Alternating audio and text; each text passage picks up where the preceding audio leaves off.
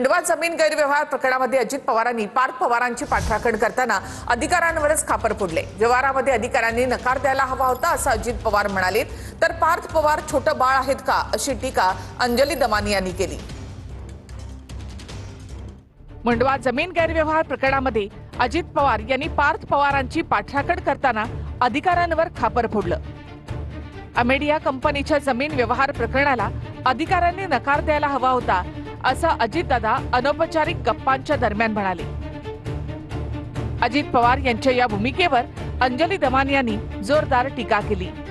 त्यांचं पार्थ पवार काही कुकलं बाळ नाही आणि त्यांनी जी केली आहे ती चूक नाहीये, हे फ्रॉड आहे। ही काही छोटी मोठी चूक नाही, हे फ्रॉड आहे आणि तो पूर्ण मोठा झालेला मुलगा आहे तुमचा।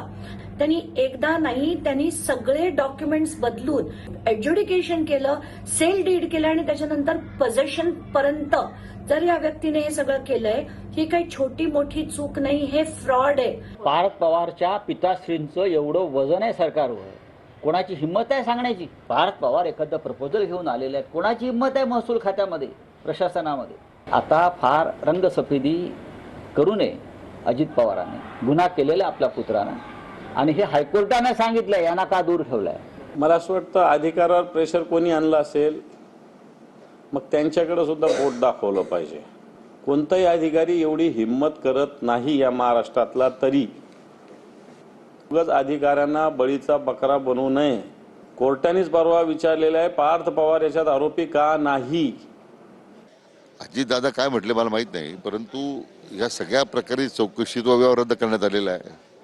त्या चौकशी आदेश माननीय मुख्यमंत्री महोदयांनी दिलेले आहेत। एकदा अहवाल समोर येऊ देत ना, जे दोषी असतील त्यावर कारवाई होईल। एक प्रकार हे सगळं प्रकरण माझ्या समोर आणलं गेलं होतं, पण आपण त्यावेळी ती भूमिका घेतली की हे करणं योग्य नाही आहे, नियमबाह्य आहे, आपण ते नाकारलं। अजितदादा आता अधिकाऱ्यांवरती खापर फोडताय। नाही, चौकशीमध्ये येऊ देत ना, जे दोषी असतील त्यावर कारवाई होईल। तुम्ही मुंडवा प्रकरण काय केलं, काय झालं?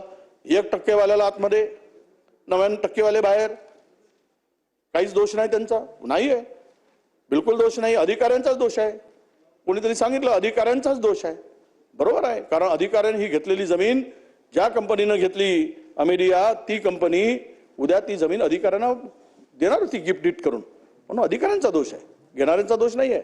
खुलेआम सोडतायत, ना खाऊंगा ना खाने दूंगा, खाने वालों को साथ में रखूंगा, खाओ, उसको मगर छोड़ूंगा नहीं, उसका आधा माल मैं खाऊंगा, अशी भूमिका आहे का सरकारची?